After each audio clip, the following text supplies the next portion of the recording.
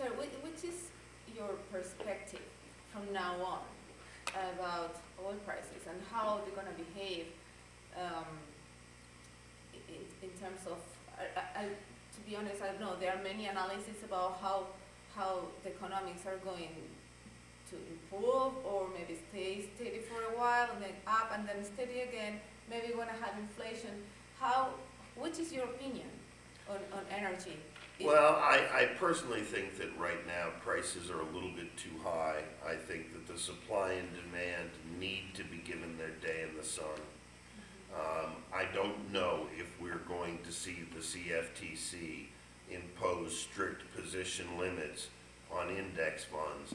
I personally would favor strict position limits because I think that a lot of the investors that are putting their money in index funds would do better by buying Archer Daniels Midland, Exxon, De Beers, instead of buying wheat or oil or gold.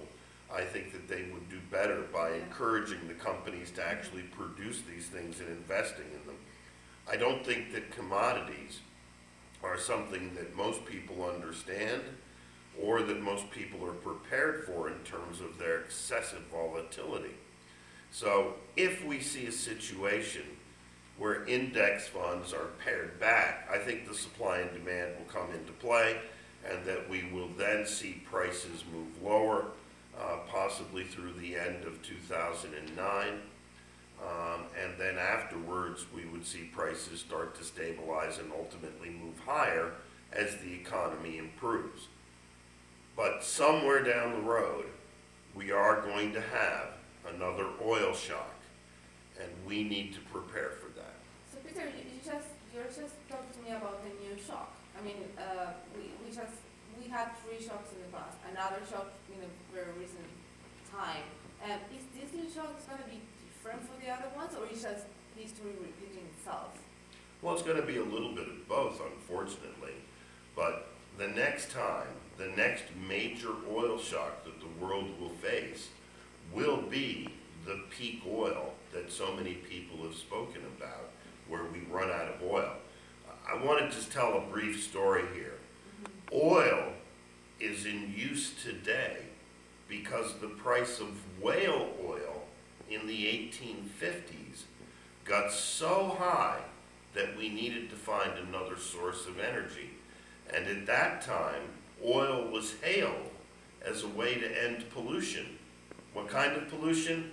The pollution that horses make on a hot summer day in a city. They thought this was great. This was get rid of pollution.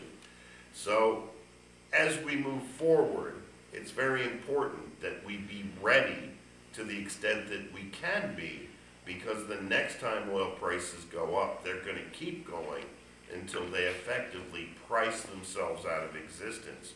So the next oil shock is probably not going to stop at 150. It may not stop at 200 or 250, but it will go to such a high level that we will have to go and do all of the things that the Republicans want, all of the things that the Democrats want.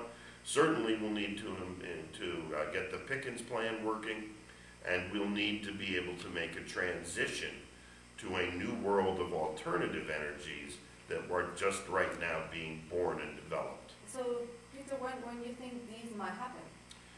Well, my feeling is somewhere between 2014 at the very earliest and 2020. But, you know, it could, yeah, it could happen. You know, I'm hoping it doesn't happen before 2014. But it is something we have to be ready for. And so that's why I think it's so important that we do what Boone Pickens wants to do. Why I think it's so important that we keep drilling like the Republicans want to do. And why I think it's so important that we get higher mileage standards like the Democrats want to do. But invest in as many alternative energies as we can in the hope that several or many of them will be able to take over without our economy destroying itself, without people not being able to get to work or not being able to turn on their lights or not being able to stay warm in winter. So you really see it like that? Even with Brazil as a new player? I mean, because this is going to happen now in 2014, Well, and Brazil needs a gap of 10 years, around 10 years to take out. well, yeah, unfortunately, you know, the Brazilian oil will still, we still will be using oil, and that oil will be used.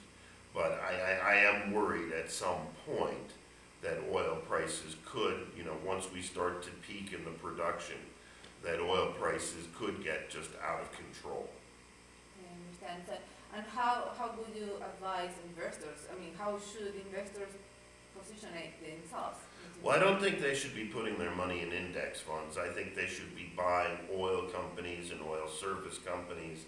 I think they should be buying something that's not going to change dramatically, but something that's going to make profits. I think they should invest in companies that have oil in the ground and in companies that are drilling and are trying to produce the next generation of energy. I think they also need to be investing in alternative energy companies as well. And in some cases, those are sometimes the same companies. And this was Flavia Maceto for FMX Connects. I hope to see you very soon.